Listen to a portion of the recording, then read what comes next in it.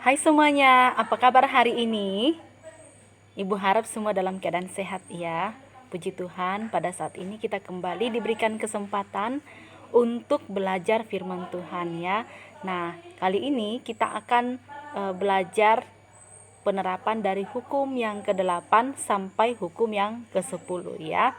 Nah, berarti kita sudah belajar tentang hukum yang pertama sampai dengan hukum yang ke-7. Ibu berharap semua sudah bisa menghafal bunyi dari hukum tersebut dan sudah bisa menjelaskan tentang penerapan dari hukum tersebut ya. Oke, sebelum kita lanjut dalam pembahasan materi, mari kita berdoa. Kita berdoa.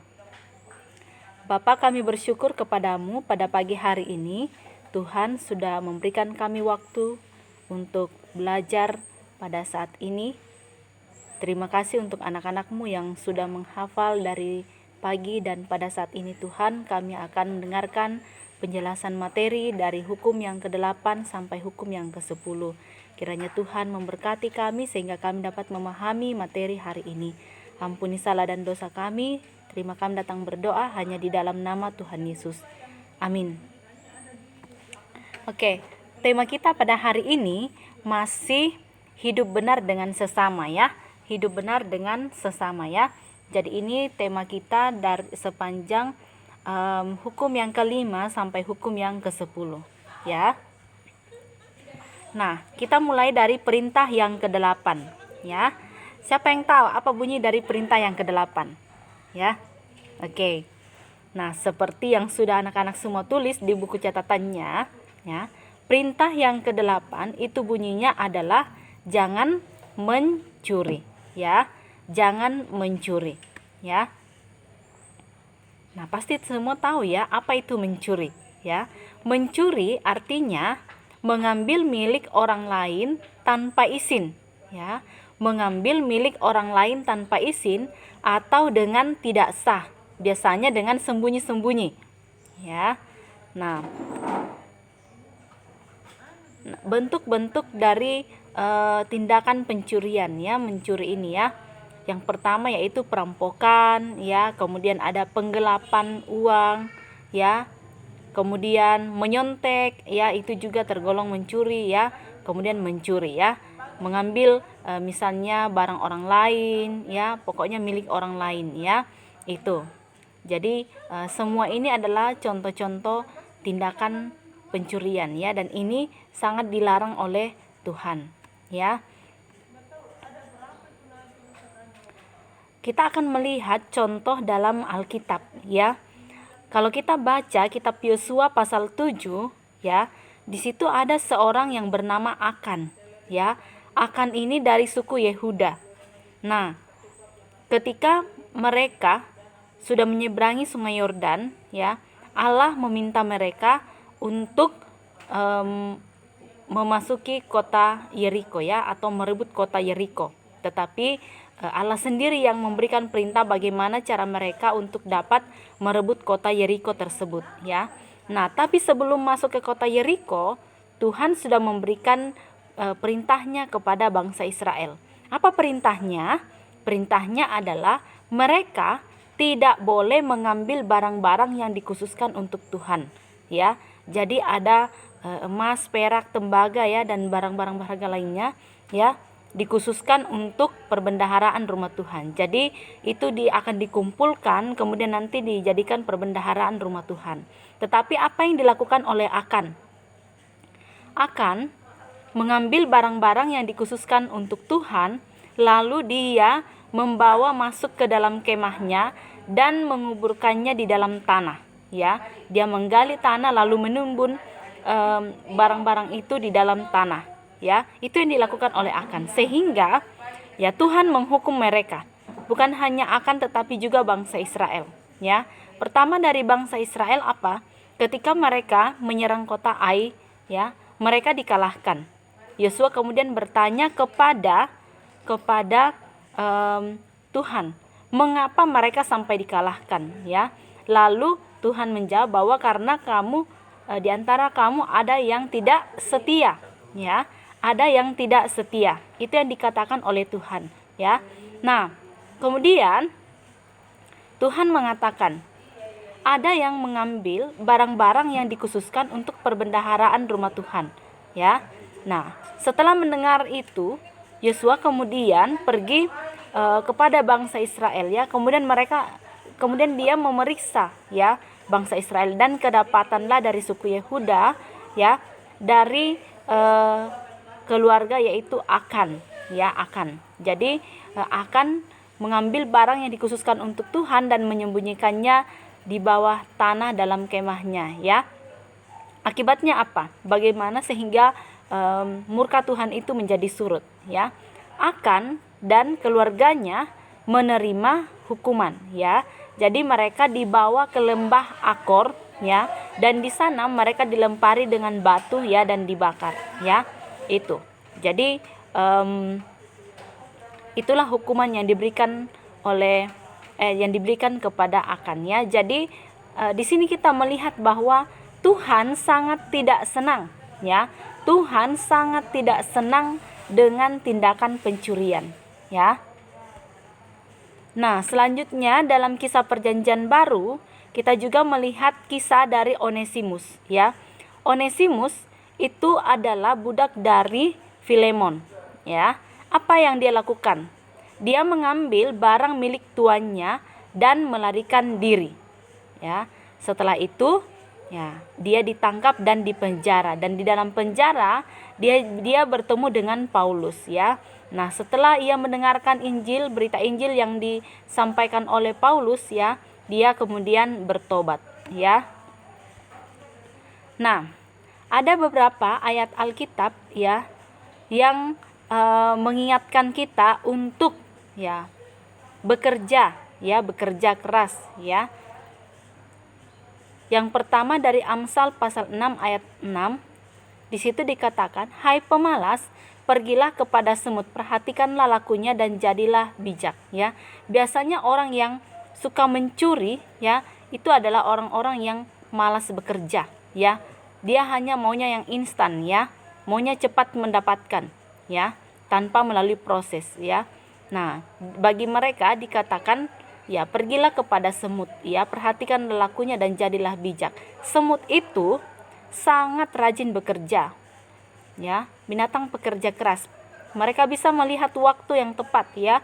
Pada saat waktu yang tepat untuk mengumpulkan makanan, mereka akan mengumpulkan makanan sebanyak-banyaknya. Mereka akan bekerja sama. Mereka tidak diam-diam, ya. Lalu ketika datang musim penghujan, maka mereka bisa menikmati makanan itu yang mereka sudah kumpulkan. Jadi mereka tidak perlu lagi pergi mencari karena keadaannya suasana yang kurang tepat untuk mengumpulkan makanan, ya. Kemudian dari Lukas pasal 3 ayat 14, "Dan prajurit-prajurit bertanya juga kepadanya, 'Dan kami, apakah yang harus kami perbuat?' Jawab Yohanes kepada mereka, 'Jangan merampas, jangan memeras, dan cukupkanlah dirimu dengan gajimu.'" Ya, perhatikan kata merampas, ya. Merampas dan memeras, ya, mengambil paksa milik orang lain, ya. Yang dikatakan adalah kita harus mencukupkan diri, ya, dengan apa yang Tuhan sudah berikan. Dari Efesus pasal 4 ayat 28 mengingatkan, orang yang mencuri janganlah ia mencuri lagi, tetapi baiklah ia bekerja keras dan melakukan pekerjaan yang baik dengan tangannya sendiri, supaya ia dapat membagikan sesuatu kepada orang yang berkekurangan, ya. Dan kitab 2 Tesalonika pasal 3 ayat 10, "Sebab juga waktu kami berada di antara kamu, kami memberi peringatan ini kepada kamu. Jika seorang tidak mau bekerja, janganlah ia makan." Ya. Nah, Tuhan memberikan kita kesempatan yang banyak untuk bekerja, ya. Tuhan tidak mau anaknya itu bermalas-malasan. Karena bekerja itu adalah kepercayaan yang diberikan oleh Allah kepada kita. Kita harus bekerja, ya. Kita tidak boleh berpangku tangan, ya. Apalagi ingin mendapatkan sesuatu dengan cara yang instan, ya, dengan cara yang gampang, dengan cara mencuri. Itu tidak boleh, ya. Tuhan mengingatkan kita untuk tidak mencuri, ya. Selanjutnya perintah ke-9, ya. Perintah ke-9, jangan mengucapkan saksi dusta tentang sesamamu. Jangan mengucapkan saksi dusta tentang sesamamu, ya. Nah, yang termasuk hal ini apa ya?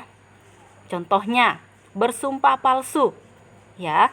Ketika kita mengatakan sesuatu yang tidak benar, ya, kita bersumpah palsu, ya. Kita bersumpah seolah-olah yang kita katakan itu benar, padahal yang kita katakan itu adalah salah, ya. Itu tidak boleh, ya.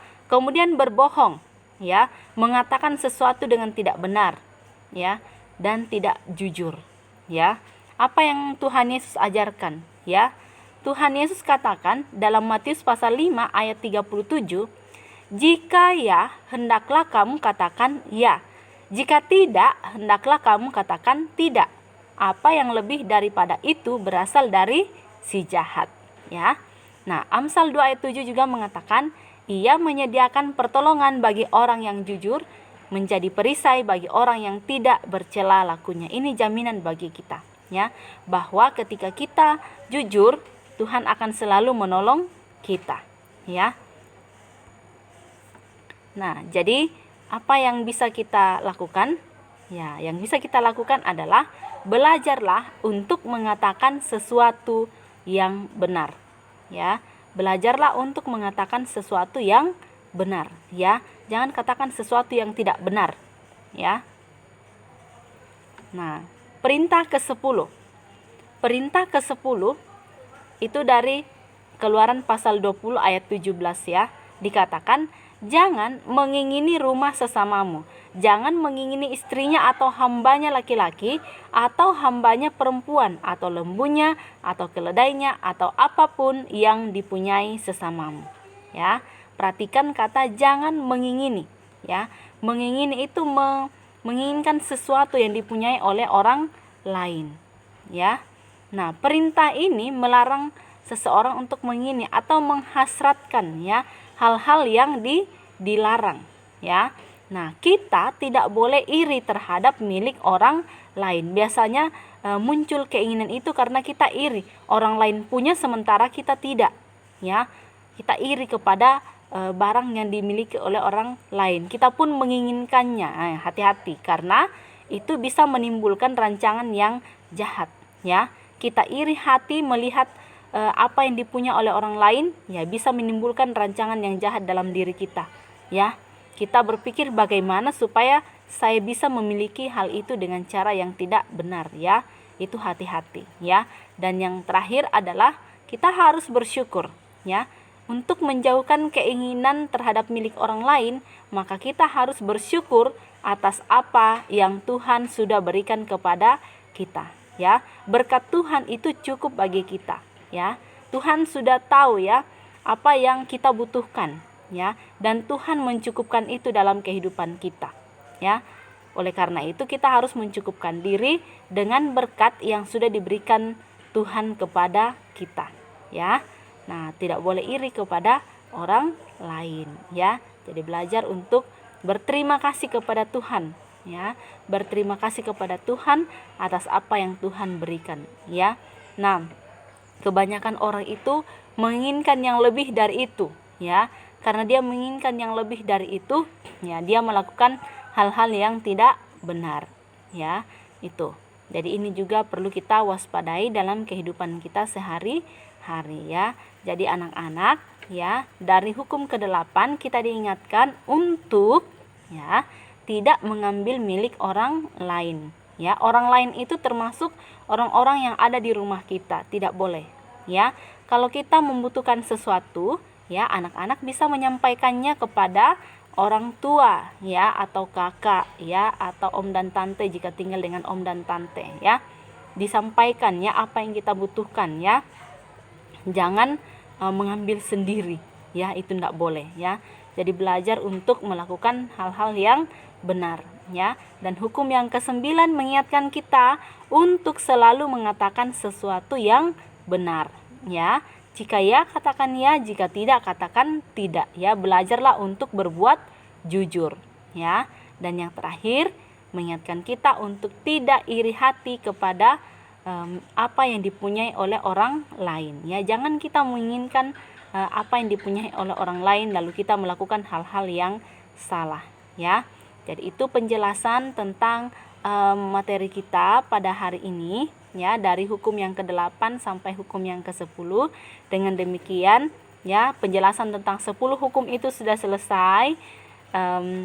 Kita tinggal masuk dalam kesimpulan dalam 10 hukum ini pada pertemuan selanjutnya, ya.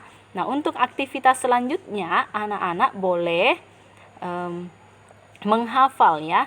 Menghafal bunyi hukum ke-8 sampai hukum ke-10, ya. Setelah itu anak-anak akan istirahat dan silakan kerjakan tugas, ya. Tugas yang diberikan, ya.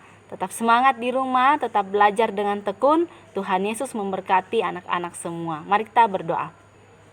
Bapa di surga, kami bersyukur atas kesempatan yang Tuhan berikan kepada kami untuk belajar firman-Mu. Kami boleh belajar bahwa Tuhan menginginkan kami untuk senantiasa menghargai apa yang Tuhan sudah berikan kepada kami. Tuhan mengajarkan kami untuk mau belajar dengan tekun, bekerja keras dalam kehidupan kami. Tuhan juga menginginkan kami agar kami senantiasa berbuat jujur. Terima kasih Tuhan, kiranya apa yang boleh kami pelajari pada hari ini tidak hanya sebatas kami pelajari, tetapi kami sungguh-sungguh ingat dan kami dapat lakukan dalam sepanjang kehidupan kami. Ampuni salah dan dosa kami, terima kami datang berdoa hanya di dalam nama Tuhan Yesus. Amin. Oke, selamat belajar anak-anak di rumah. Tuhan Yesus memberkati.